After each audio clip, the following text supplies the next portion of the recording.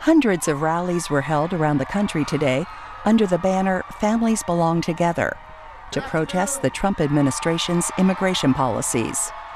One of the rallies was in Lafayette Square, across the street from the White House, while the president is in New Jersey for the weekend. This portion is an hour and 15 minutes.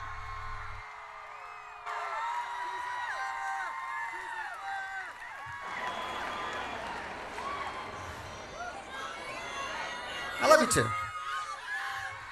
We're here because there's parents right now who can't sing lullabies to their kids. And, well, I'm just going to sing a lullaby that I wrote. And this is for those parents. And we're not going to stop until they can sing them to their kids again.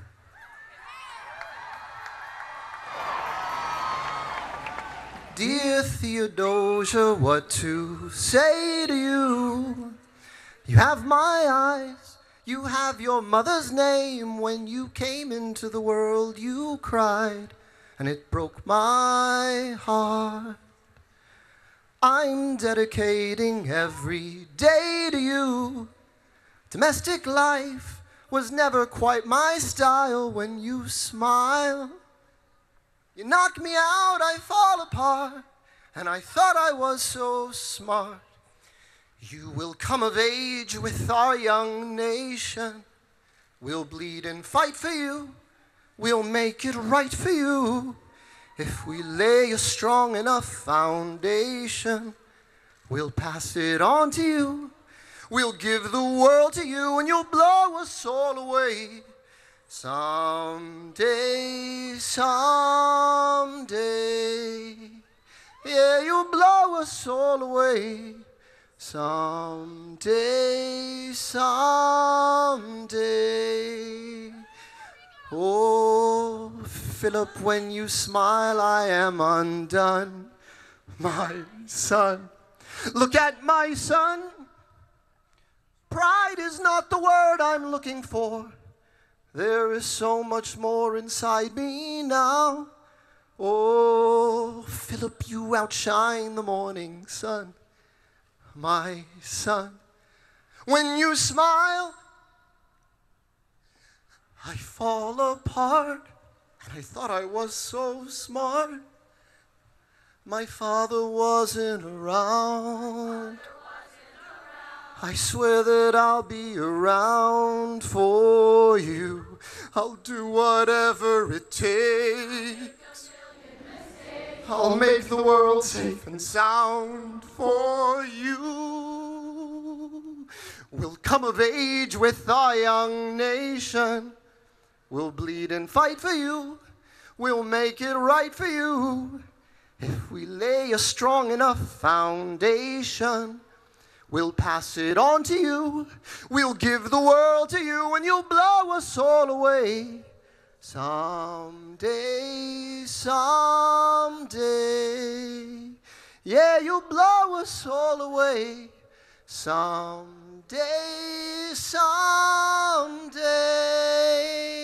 Don't stop, don't give up until these families are reunited. Thank you.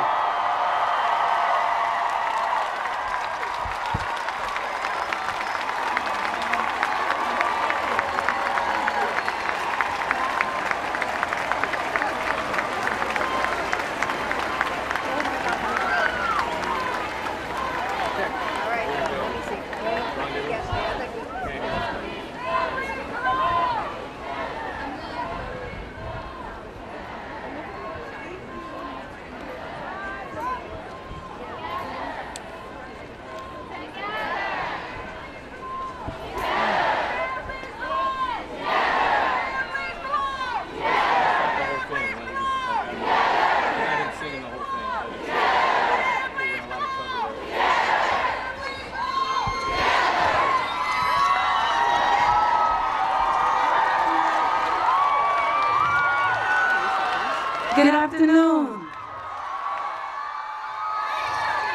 Are you feeling strong? Are you ready for what's before us? My name is Alicia Keys. Thank you.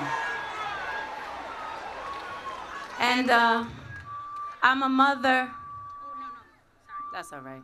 We got a little sound issue. I'm a mother. I love you. Thank you. My 7-year-old son is here with me today. His name is Egypt.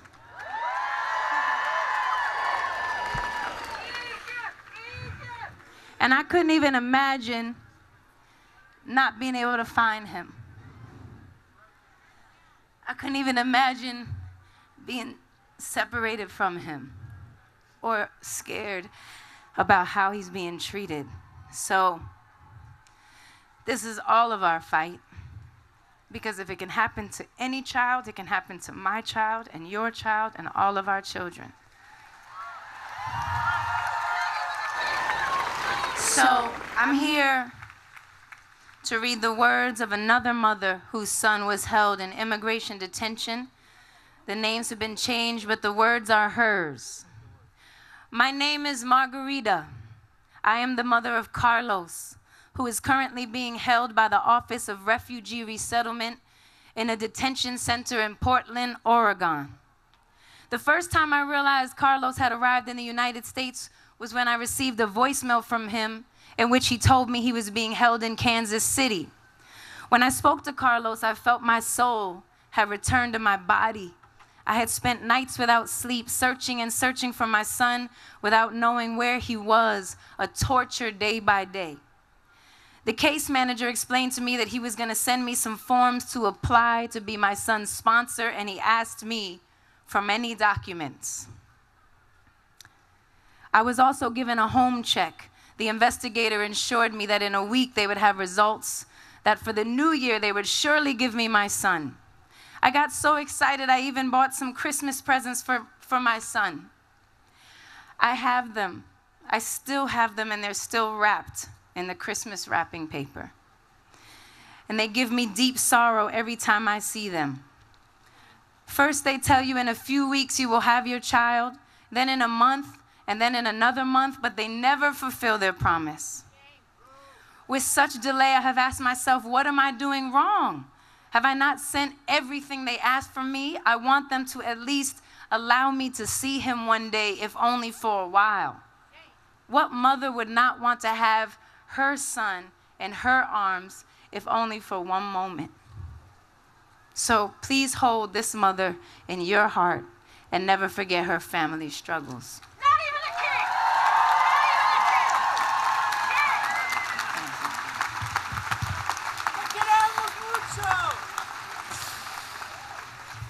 My name is America Ferreira. And I am here not only as a brand new mother, as the child, the proud child of Honduran immigrants, and not only as an American who sees it as her duty to be here defending justice. I am here as a human being with a beating heart, who can feel pain, who understands compassion, and who can easily imagine what it must feel like to struggle the way families are struggling right now. It is easy to imagine that I would hope that if it was my family being torn apart, if it was my brother being arbitrarily criminalized, if it was my sister being banned, then someone would stand up for me and my family.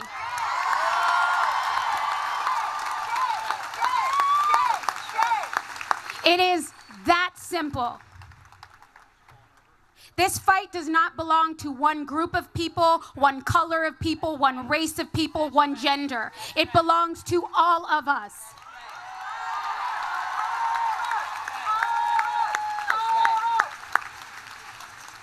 What makes humans remarkable is our capacity to imagine. We have an imagination, let's use it. As I read these words from a grandfather who was fighting to be reunited, who is fighting to be reunited with his granddaughter, I want you to imagine that this is your child, that you are this grandfather. These are his words, the names are changed. I am the grandfather of Teresa, who is currently detained at Shiloh Residential Treatment Center. I am currently living in a duplex apartment in Oakland, California. I work every day as a food vendor. I want to be her sponsor because she is my granddaughter and I am her grandfather. I spent a lot of time with Teresa when we both lived in El Salvador. I came to the United States when she was 5 years old and have helped to financially support Teresa and her mother ever since. I think I would be a good sponsor for Teresa because I want to take care of her, and I am able to do so. In February 2018, a home investigator came to my house. She asked me a lot of questions and had me fill out a lot of paperwork. I got the impression that the home investigator didn't think I made enough money to be able to support Teresa and myself. I know I don't make a lot of money, but I make enough to care for Teresa. Everything I have, I will give to her. I have not heard anything since then. When I reached out to the social worker at the Shiloh Treatment Center, she told me that the Office of Refugee Resettlement threw out my application.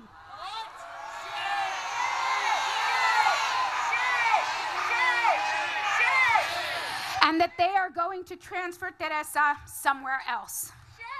The last time that we talked, she told me that she was starting to feel desperate. I told her not to lose hope, and that we are just waiting to see what the government says about me. Please remember these words. And Teresa, please do not lose hope. Hold him in your heart. We cannot forget. We see you! We love you! We see you! We love you! We see you! America and I are here to say what we know we all feel and we all believe, and that is that our democracy is at stake. Our humanity is at stake. We are out here to save the soul of our nation. We need all the children reunited to their parents. We demand to end the zero humanity policy.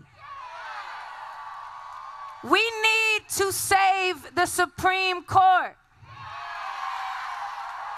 And we need to vote. Because when we vote, we win. And so America and I want you to join us to say, we're not backing down. We're not backing down. We're not backing down. Thank you for your strength. Thank you for not backing down.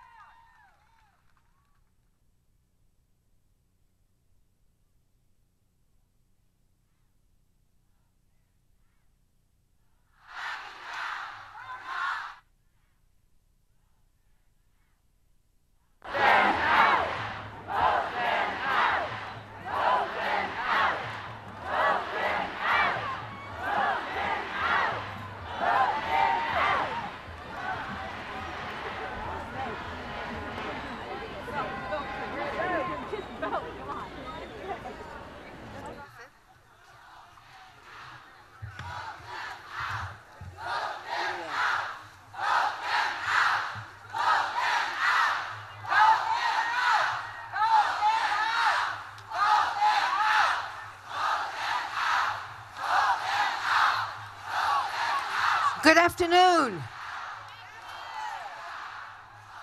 My name is Rabbinic Pastor Dr. Aliza Levy Erber, and I am an immigrant.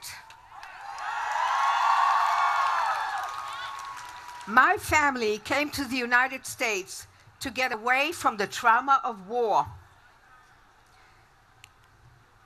My family came to the United States because they knew that the opportunity to afford their daughters a more normal life was possible here in America, the land of opportunity.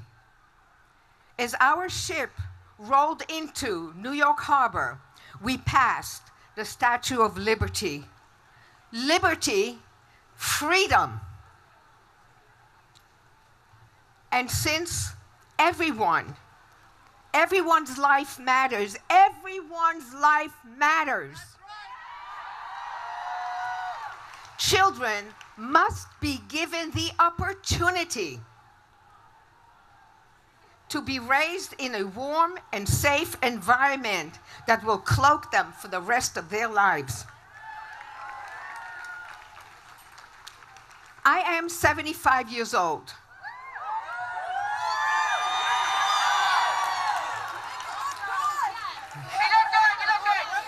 "74 and a half years ago, my mother faced the most excruciating pain any parent could face by being forcibly and traumatically separated from her 8-month-old daughter.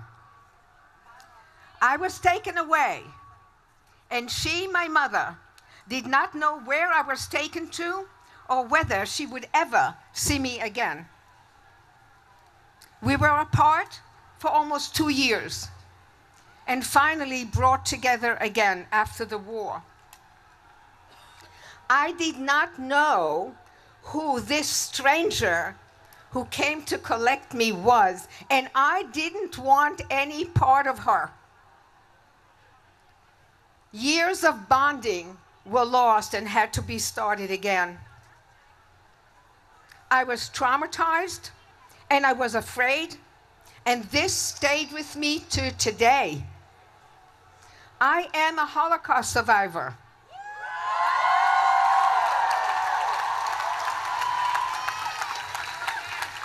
One of the few still alive today. And I was a hidden child in a hole dug in the woods in a bunker with my mouth taped shut.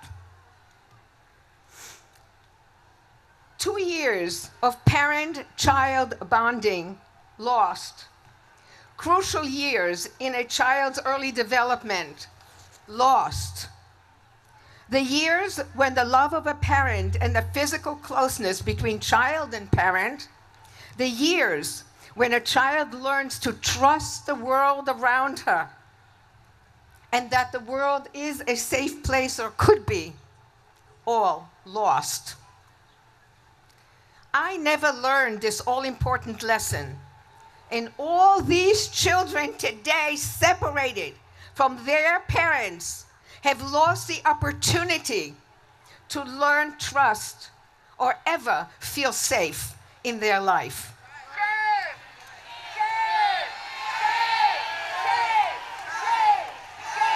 Shame is right. Shame. I want to share with you a little of what it feels like to be the product of traumatic separation. Above all and always, there is internal chaos. There is no peace inside. The world is a really scary place. Always.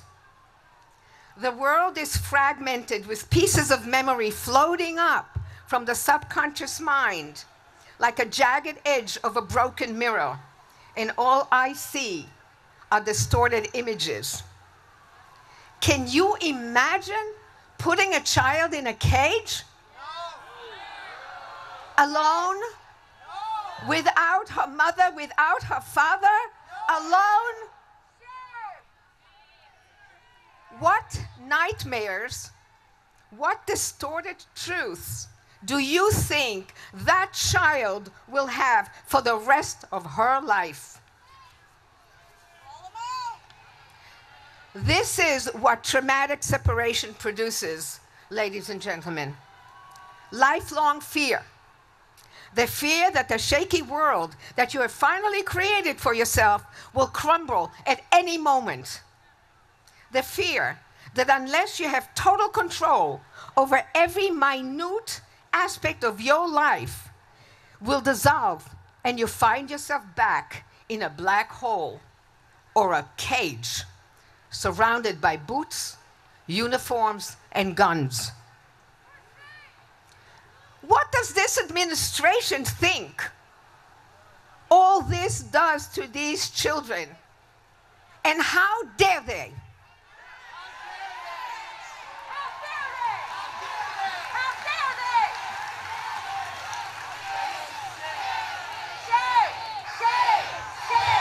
Shame, shame, shame, shame, shame.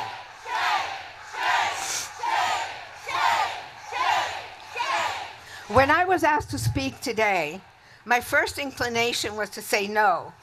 I am not political. To me, politics often creates a feeling of chaos. They can create chaos. And I will do anything to avoid chaos. But then I see the faces of the children separated from their parents. I see the tears, the pain. I see the fear and the confusion. I see the little scrunched up faces not understanding the chaos around them or the cages that are holding them. And I know, political or not, once I was where they are now. And we, all of us, must speak on behalf of these children and their parents.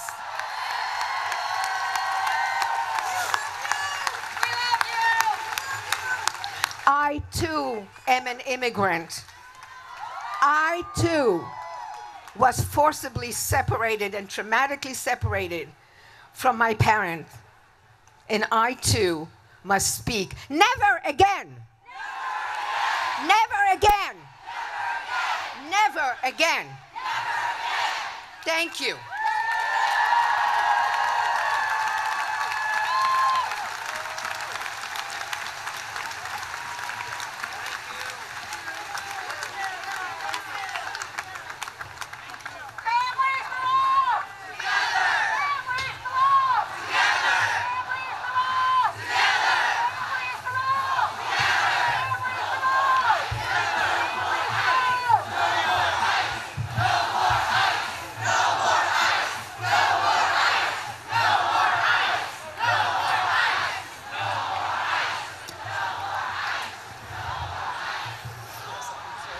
Hi, my name is John Tateshi. I'm here to talk about the experience of Japanese Americans and how what is happening today reflects so much of what happened to us during World War II. On the morning of April 28, 1942, as my family prepared to board the buses that would take us to one of the 10 concentration camps in this country. Thank you. I was literally taken from my mother's arms and separated from my family. The circumstances of that incident was World War II, when President Franklin Roosevelt signed an executive order which allowed the Army to remove and incarcerate the entire Japanese American population from the West Coast. And despite any lack of evidence of any wrongdoing by any person of Japanese ancestry, the government stated that we were a threat to the security of the United States and that we were a danger to every American. I've spent a lifetime trying to understand how I, as a 2.5-year-old boy, was a threat, such a threat, to the security of this nation. The circumstances were different then, but we hear the echoes of that moment in history. Through 70 years, we hear today the same venom of racism, of bigotry, and the promulgation of lies to justify a racist policy. There is no difference between zero tolerance and our situation 70 years ago. Both policies are based on nothing more than racism, And in both cases, neither judges the individual but condemns the group. I was taken from my mother's arms because I had broken out with German measles that morning. The memory of the 2.5, 3 weeks that I was alone are really vague to me because I was so young. But over the years, I've come to understand the impact of that time, those 3 weeks, on my life. But I always wondered what it did to my mother, because today you read about the mothers and their children being separated. I know that it took my mother over 40 years to be able to talk to me about that morning, about what happened. And in talking with my older brother, I know that for the time that I was separated from the family, all day long, my mother would cry. And at night, he said, he would wake up to hear her whimpering in her cot. I can't imagine how painful that had to have been for her. I was blessed because I was young and I don't remember a lot of it. But she remembered every single moment of those 3 weeks without me, not knowing where I was or what was going to happen to me. And so I think about today, what's happening today. And I think about the mothers at the border and how they must experience so much agony and despair, and how hopeless they must feel, not knowing where their children were. What kind of nation does this to mothers and children? Not America. This is not America. We're told it's their punishment for trying to come across the border without papers. That justifies taking children from their mothers? Again, what kind of nation does this kind of thing? What kind of nation puts children in cages? We're here to say that we want the families to be reunited. It's important in this moment of national shame that we maintain a determination to end this madness and to ensure a future in which we will make America truly great again, not in the vision of a cruel administration that sits there, but in the vision of our founding fathers. So it's important that we're here, because this is the true America, all of you out there. And we're here to say, end this madness, reunite the family, end zero tolerance. Thank you.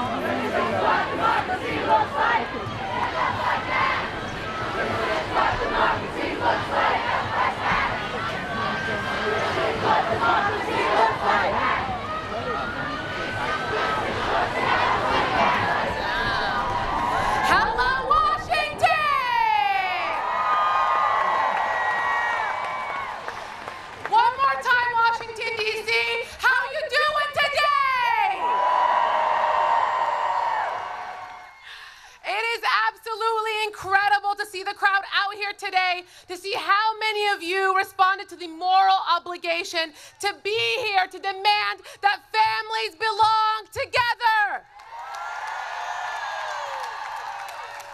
My name is Isra Shakir, and I stand before you today with a broken heart. As the refugee campaign lead at Oxfam America, I devote each and every day to finding new and creative ways to fight this administration's xenophobic rhetoric and attacks on refugees, asylum seekers, immigrants, and other vulnerable families with all my might.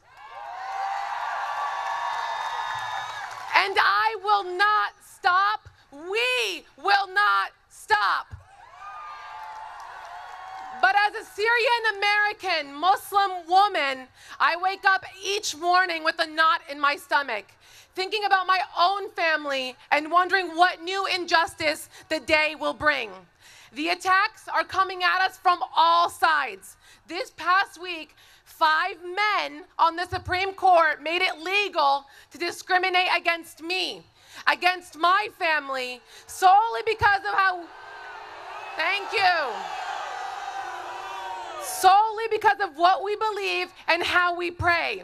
No amount of window dressing or legal maneuvering can obscure this reality that ever since the day Trump called for a total and complete shutdown of Muslims entering the United States, he has made it his mission to ban Muslims. Plain and simple.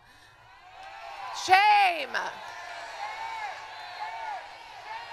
For me, this policy doesn't just hit close to home, it hits my home literally. It hits my family. I'm a proud American, born and raised in Boulder, Colorado. I grew up spending my summers visiting my extended family in Syria, playing with my cousins and bouncing on the laps of my aunts and uncles. But I haven't been able to see any of them since the conflict broke out in Syria 7 years ago.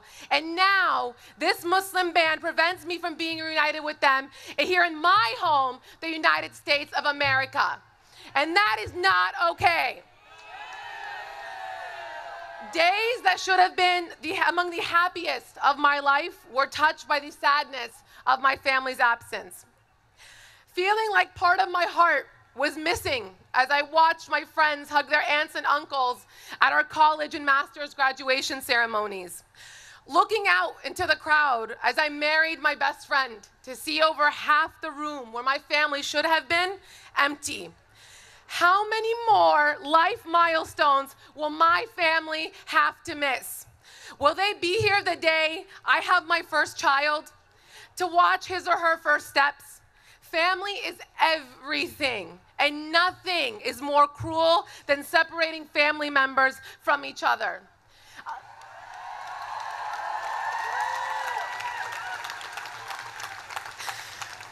I am heartbroken that the Supreme Court chose xenophobia and bigotry over me and my family, that they stood on the side of hatred and fear instead of love and truth, because that's what this is. These are not just policies, not just statistics, not just words on a piece of paper. They are human lives on the line. Too many of our elected officials try to justify and rationalize this administration's discriminatory executive orders, its cruel family separation policies, its xenophobic rhetoric. But today, we call it what it is: bigotry. Looking out over this beautiful, huge crowd, which I never imagined I'd be speaking in front of, so I'm so honored. I know so many of you have also been personally affected by this administration's bigotry as well. And that's why we are all here right now. For those of you who are lucky enough to not have been targeted yet, I want to ask you to think about your families. What would you sacrifice to see them, to be with them? Imagine being torn apart from them. It's as if you are torn apart from your entire world. All of these atrocities are one and the same.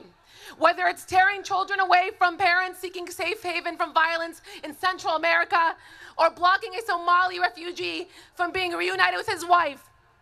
This is about cruel practices that show an utter lack of moral fiber and the complete failure of this administration to acknowledge the humanity of these brave and fearless individuals longing for the same security, peace, and sense of normalcy that we all want.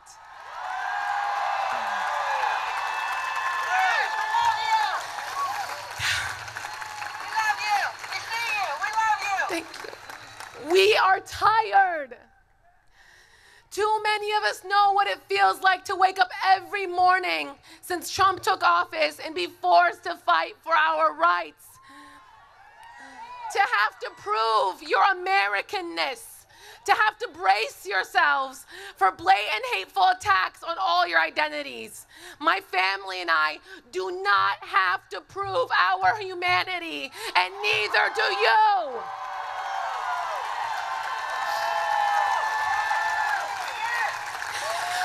We are all America, and America's all of us. Now I want to address all of you who are here in solidarity. I need you to commit yourself to this fight. It's not enough to take off one Saturday and come to a protest. I need you to make this the start of your activism, not the end of it. I need you to mobilize your privilege.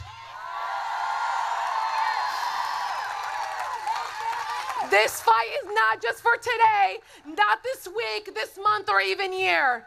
It is a fight to take back our country and reclaim the vision of the Statue of Liberty that stands as a beacon and hope of light and light for every single person. Too many of us know what it feels like not to have the luxury of turning off the news or getting off of social media. For us, this is 24 hours a day, 7 days a week. We need all of you now more than ever.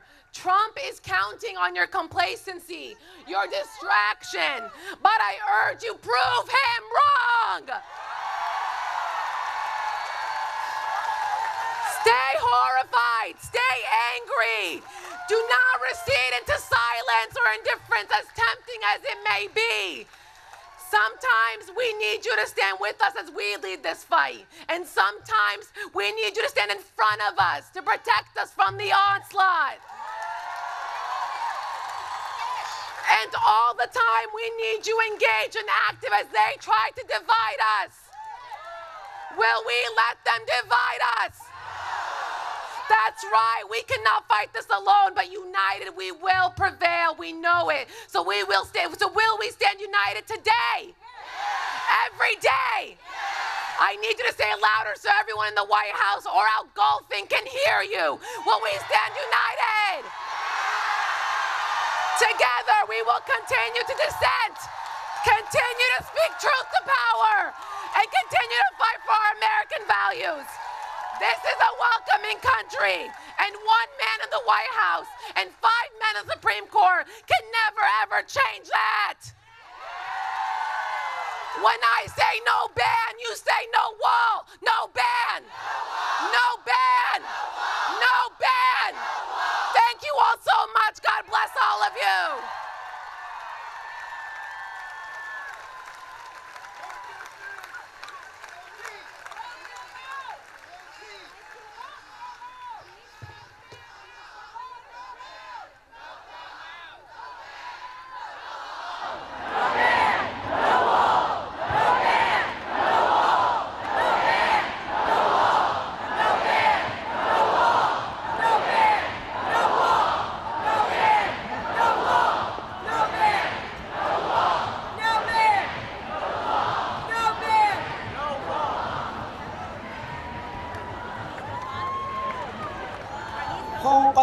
que ella no nakil te khale khalo chonte machulkanune il technisch ahu kiskochimbach ton kach tejo México que Estados Unidos.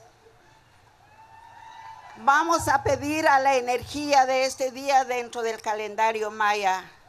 Hoy es el día de la sabiduría y ustedes han pensado muy bien, los organizadores de este evento tan grande que ha nacido del corazón para dar solidaridad a la tragedia que atraviese los niños en la frontera. Pero este no es un caso nada más. El caso también del asesinato de una muchacha, Claudia, en la frontera, que fue asesinado por los guardias. Thank you. We're going to ask for the energy of the Mayan calendar to be with us here today. This is the month of wisdom. And you and the organizers thought very well to do an event like this, a big event with lots of heart, to show solidarity in the face of the tragedy that we're seeing right now with the children at the border. But it's not about only that. It's also about someone named Claudia, who was killed, murdered at the border by the Border Patrol. Nosotros como pueblos originarios de este continente, Abya Yala, hemos unido nuestros corazones norte, centro y suramérica. We, the first peoples of this continent, Abya Yala, have gotten together in one heart, North, Central, and South America. Nosotros como pueblos originarios tenemos una historia, tenemos una vida, tenemos dignidad de ser para estar con ustedes y no hay necesidad de pedir permiso porque esta madre tierra es de nosotros.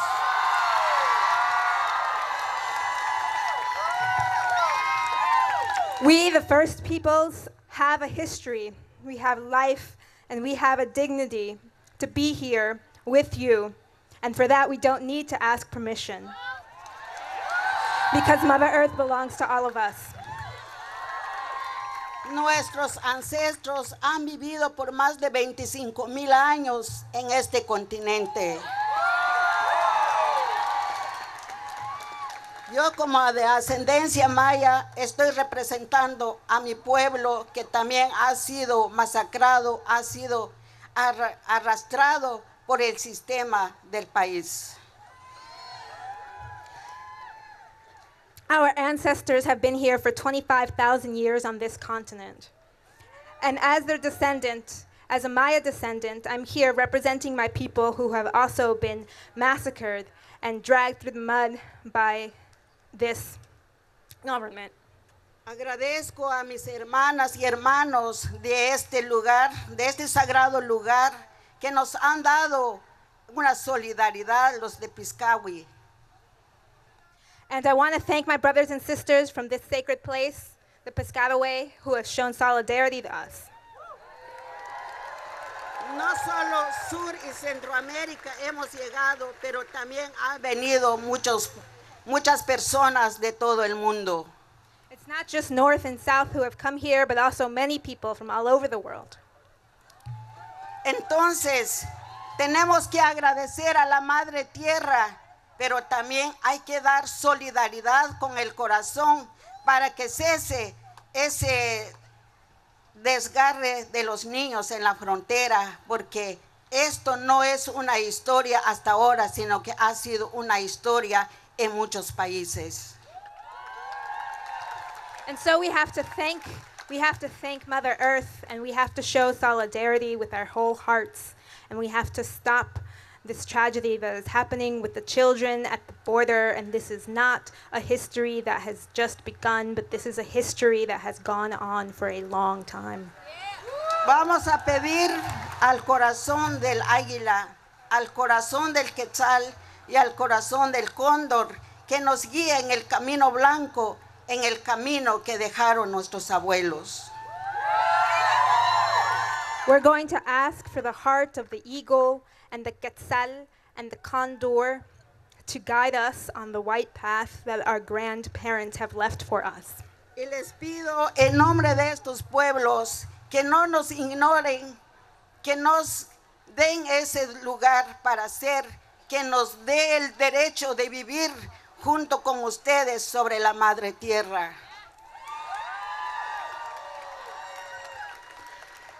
And we're going to ask you to recognize us and our name, to not ignore us, but to give us a place because we have the right to live with you on this Mother Earth. Que el corazón del cielo, corazón de la madre tierra, corazón del aire y corazón del agua Esa es la esencia de nuestra vida como pueblos de esta madre tierra. The heart of the sky, the heart of Mother Earth, the heart of the air, and the heart of the water. This is the essence of our lives here as people on Mother Earth. Gracias a ustedes que han venido de diferentes lugares para dar la solidaridad y pedir justicia para que no se quede esto en la impunidad. Thank you. Thank you to all of you for coming from so many different places to show solidarity and to ask for justice and an end to impunity. Para que no se quede en la impunidad. Que la energía del abuelo Sol nos dé más coraje, nos dé más resistencia para seguir luchando de hoy en adelante. May the energy of Father Sun give us the courage to continue, the resistance to continue to fight and to move forward with this fight. Y les pido de nuevo para que no nos ignore a los pueblos originarios de este continente para estar siempre juntos. And I ask you again to not ignore the first peoples of this continent and to always be together. Porque nuestros niños que están en la cárcel ahora o están aislados de la familia, ellos no hablan español, solo hablan su idioma nativa. Because our children who are in jail right now and who are isolated do not speak Spanish. They just speak their original tongues. Necesitamos pedir a las autoridades, a los abogados, a los jueces que busquen intérpretes para sacar adelante esto que está pasando en la frontera.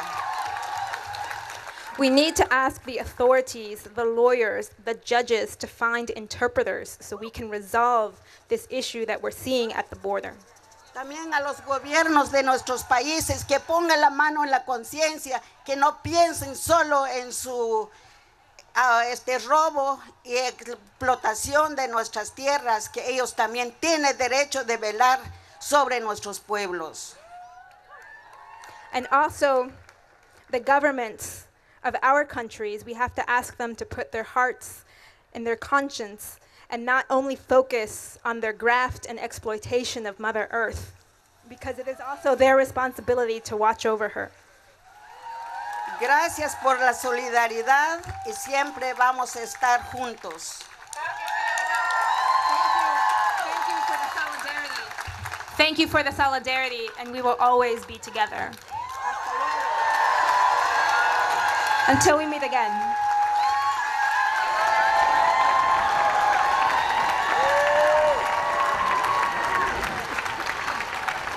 I gotta go to the march. You feel better? Yeah, I'm good. I only got 10 more minutes, so I'm good. There's lots of room over there. And it's not bound. Unidos, jamás será vencido. El pueblo. Dear community, my name is Leah. I am 12 years old and I'm from Miami, Florida.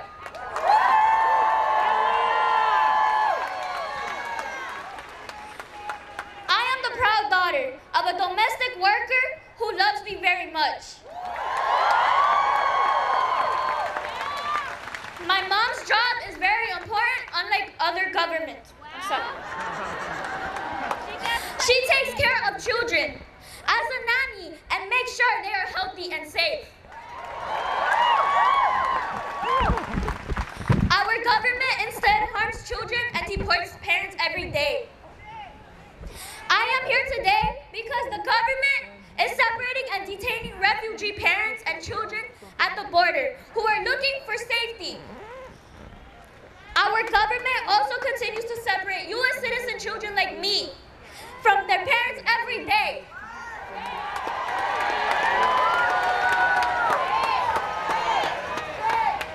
This is evil. It needs to stop.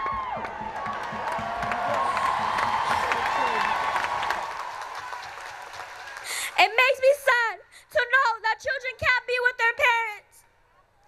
I don't understand why they are being so mean to us children. Don't they know how much we love our families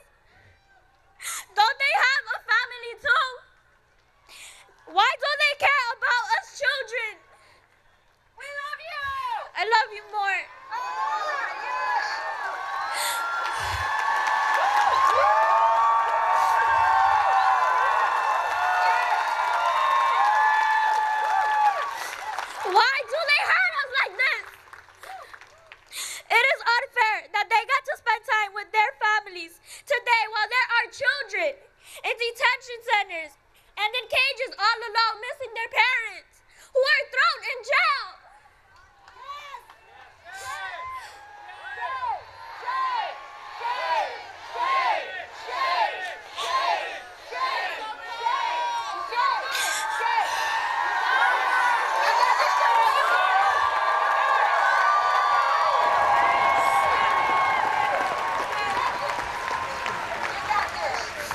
I live with the constant fear of losing my mom to deportation. My mom is strong, beautiful, and brave. She is also a person who taught me how to speak up when I see things that aren't fair.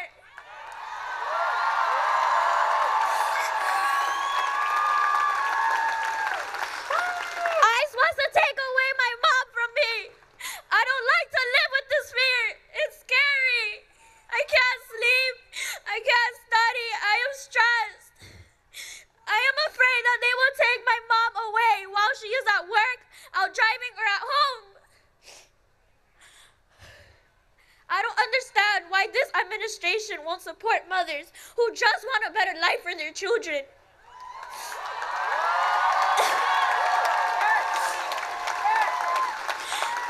This needs to change. We cannot allow them to keep hurting families, communities, and children. I know that together, we can make things better for families and kids.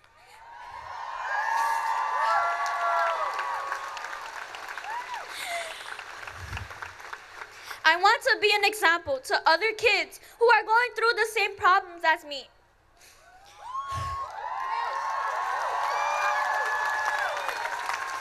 I want to tell kids at the border and all over the country not to give up and fight for their families. We are all human and deserve to be loved and cared for. We are children.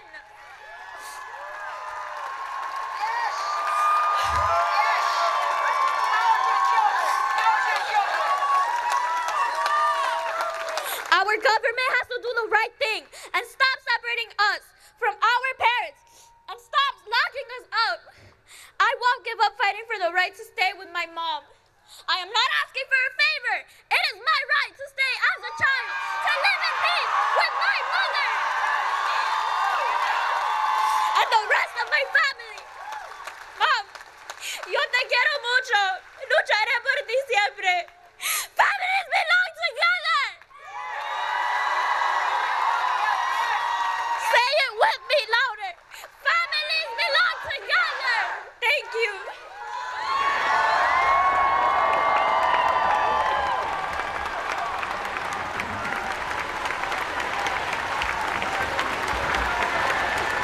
Families belong together. Families belong together.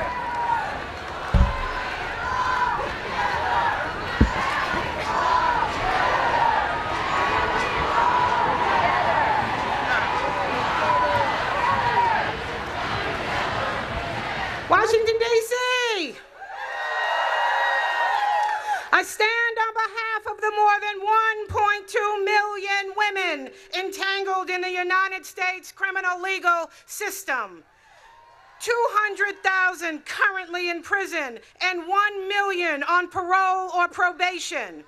If you have ever heard the cries of an incarcerated mother at 3 o'clock in the morning, desperate to see and hold her children, it is something you will never forget.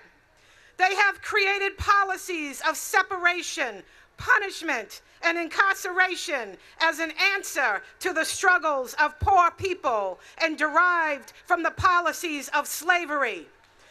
Incarcerated women are mostly mothers. The choices women make in search of food and shelter, and too often to escape violence and abuse, are the same no matter what side of the border they are on. At the National Council for Incarcerated and Formerly Incarcerated Women and Girls, we have spoken to incarcerated and formerly incarcerated women throughout the United States, and we have traveled to Mexico and Brazil and the Caribbean and spoken to incarcerated and formerly incarcerated women there as well. Whether in Chicago or the Bronx or Appalachia or the rural communities of Lower Alabama, the women's stories are the same as women in the states and towns of Mexico or the favelas of Sao Paulo. Stories of lifetimes of struggle as a result of being cash-poor women navigating through persistent poverty and lack of food and housing. They tell the same stories of over-criminalization and a drug war that for decades targeted their communities and continues to cause devastating social and economic disruption that has left the women of our communities alone to rear children with little to no support or access to meaningful resources and opportunity. And most disturbing are the same stories of being witnesses to and victims of violence while their trauma goes unacknowledged and untreated. The common stories of sexual violence, often starting during childhood. We also know the pain of being separated from our children and incarcerated in jails and prisons across this country that leads to further incarceration of our children. Women are currently the fastest growing incarceration population in this United States. I know this to be true as I lived in a federal prison as an incarcerated woman, during which time I was separated from my 6-month-old baby boy and our daughters. Millions of children are separated from their mothers due to unnecessary incarceration, and 85% of incarcerated mothers were the primary caretakers of their children prior to their incarceration.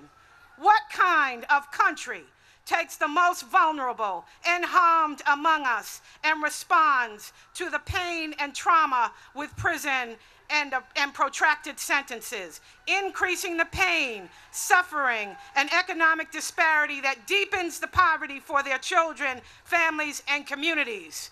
We must recognize that separation of mothers from their children under any circumstances must be avoided whenever possible. Keeping families together should be a priority of a civilized society. Yes, we need immigration reform, and we need criminal justice reform. We need sentencing and policy reform that stops the separation of mothers from their children, whether they are mothers making choices in search of a better life that brings them to our borders, or whether we are talking about mothers from the East Capitol Housing Development or the 7th and 8th wards with the highest rate of incarceration right here in Washington, D.C., who are locked up in the D.C. jail, state prisons, or any of the thousands of women I was incarcerated with in the federal system. These women need to be reunited with their children as well. As we work for immigration reform and make the demand to keep families together, let's not leave out the fight for freedom, dignity, and justice on behalf of the women and children separated by overcriminalization and mass incarceration.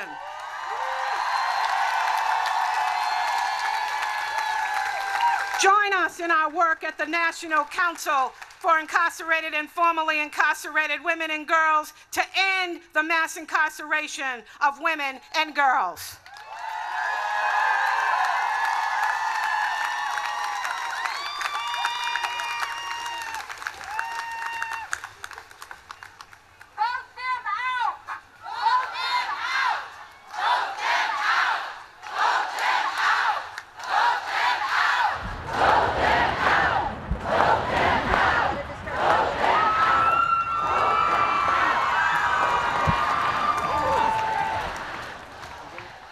My name is Diane Guerrero. Me llamo Diane Guerrero. And I am here today not as a politician, a child psychologist, an activist, an actress, or an author. I am here today as a woman who, as a young child, was separated from her family. I am here today to be painfully honest about the damage these government policies do to human beings, do to kids. I am here to stand before you and convey that even some 17 years later, I still remember how it felt when I first cried out for my parents and they couldn't answer. I am here as a voice for thousands of children without one. For those who will wake up every day and have to tell themselves they didn't deserve for their parents to be taken from them, that it wasn't their fault. Every day, on top of trying to pursue their dreams and give love to those around them, they have to continue convincing themselves that they too are worthy of love, that their lives are valued, that their families love them. I will be honest about myself. I have had to be very imaginative and very creative to get where I am today. Having my family taken away from me had a severe impact on all of us. It was so irreversible and so irresponsible for our government, which never considered what would happen to me and my brother Eddie. You deserve so much more than what you have been given. You deserve so much more, and I love you.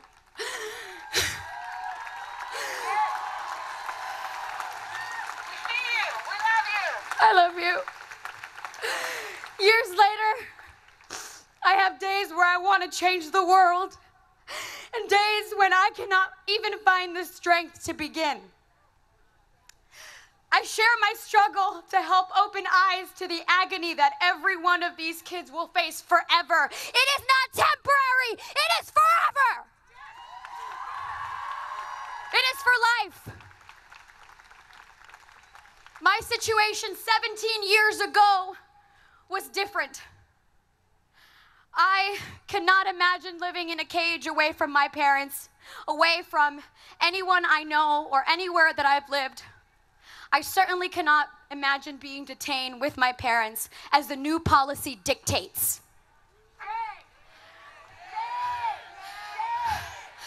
I was lucky enough not to be caged, but that is only because I did not exist in the eyes of the government. They had no regard for a child left behind. Whether that is a good thing or a bad thing, I still don't know. But I would have had a much different story to tell if I had been imprisoned after being separated from my family.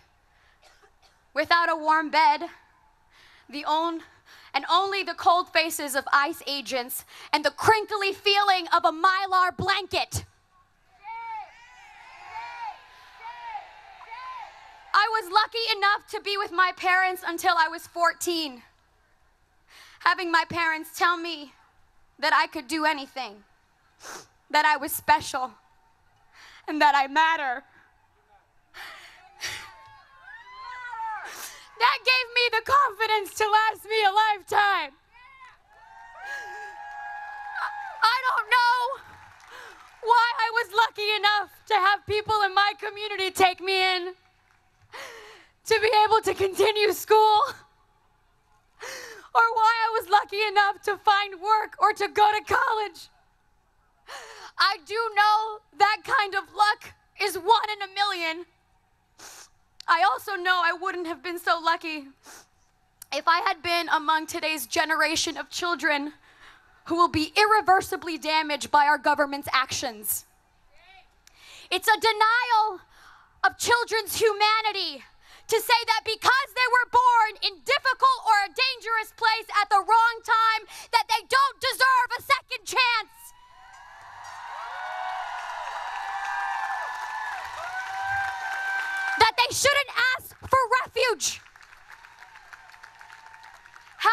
more children are we willing to subject to a lifetime of pain?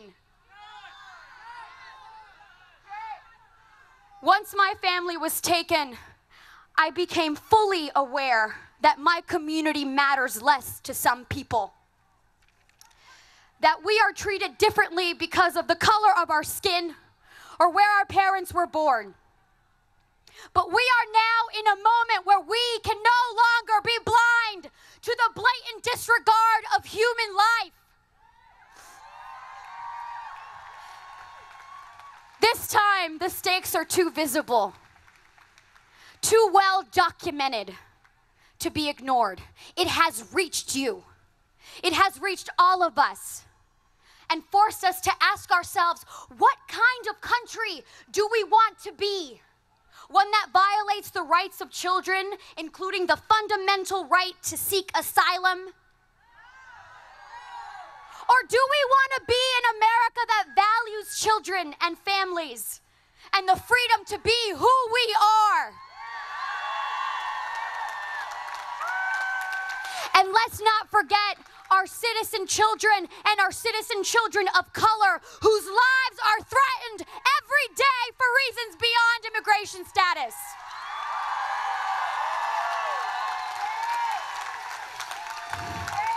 As one who has seen firsthand, I have taught myself to have hope. I have to believe that this is an opportunity for us to rise above the tyranny, the ignorance, the malpractice, and believe in change. This is a chance for us to come together as a nation and rise above division and fear. Only then can we stop the separation of families and stop the policies that place children in cages. So for our families and children, let us march and make our voices heard. Remember this in November. Remember this in November. When we march to the polls, remember our anger, the outrage, and the desire to act. Remember in November that the end to these cruel policies starts with us. Te amo, mamá, papá, hermano. Te amo and I miss you every day. Thank you.